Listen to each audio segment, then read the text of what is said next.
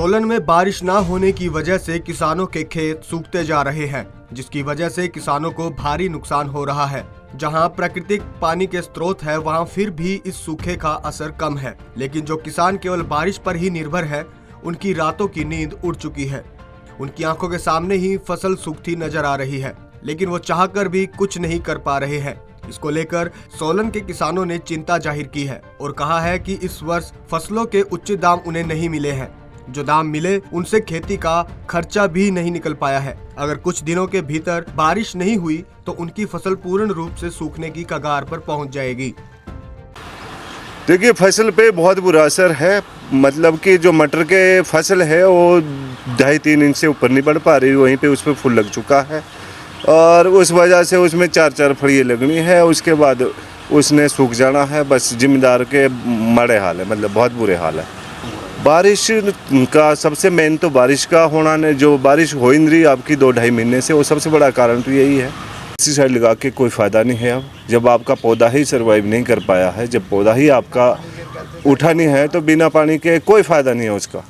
ये किसानों की जो है, किसानों की आय बिल्कुल नील होगी इस साल।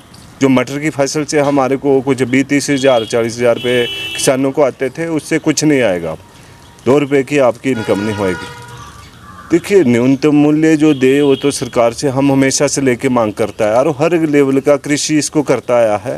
न्यूनतम मूल्य तो होना चाहिए किसानों के लिए। कम से कम हमारे को ये तो पता होना चाहिए भी हमारी फसल इस भाव में बिकनी है, तो तब जिम्मेदारा करेंगे। नहीं तो फैक्ट्रियों में नौकरी करेंगे, अपने 5-8 हज़ार की नौकरी करेगा किसान। कृषि छूट दी जाएगी। अगर कृषि करेगा तो वही करेगा जिनके पास पानी उपलब्ध है। इस बार जिस तरह से बारिश नहीं हुई है, इससे सूखा पड़ चुका है और सारी की सारी फसलें जो सूखती जा रही है। अगर चाहे आप मटर ले लो, चाहे लहसुन ले लो, लहसुन की फसल को भी कोई फ़ायदा नहीं हो रहा है और मटर को भी। मटर की हाइट हार्डली जाएगी, क्योंकि मैं एक एग्रीकल्चरलिस्ट हूँ, तो हार्डली जाएगी तो 1 फीट से ऊपर नहीं जाएगा और 1 फीट पे उस पर फूट पड़ गया है। तो इसका मतलब है कि जो बम्पर फसल हुआ करती थी वो इस बार ख़त्म है और इससे हर किसान को नुकसान ही होगा। इस बार कोई आय नहीं होगी। जितना उन्होंने इन्वेस्ट किया है बीज पे या पेस्टिसाइड्स पे, वो भी खर्चे नहीं पूरे हो पाएंगे। 250 रुपये किलो के हिसाब से मटर का बीज पड़ा, वो बहुत मुश्किल है, क्योंकि मैंने 25 किलो बीज खरीदा है तो 6-7 हज़ार का हुआ है और अगर मैं स्प्रे वगैरह करता हूँ तो 12-15 हज़ार रुपये मेरा खर्चा आएगा। तो मुझे नहीं लगता कि ये इस बार ये कवर हो पाएगा। अगर होगा तो यही कवर कर पाऊँगा मैं, बाकी कोई इनकम नहीं होगी मेरी। जो ये 6 महीने की इनकम होती थी वो नहीं हो पाएगी। क्या किसानों की मेहनत तो मिलेगी नहीं ना।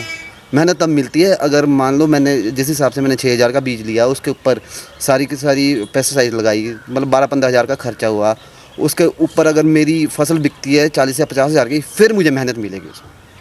तो मैं तो यही चाहूँगा कि कम से कम न्यूनतम मूल्य तो मिलना ही चाहिए। और जो किसानों की फसल सूखती है या इस तरह का होता है, तो सरकार को कोई प्रावधान करना चाहिए कि उनको कुछ तो अमाउंट दिया जाए।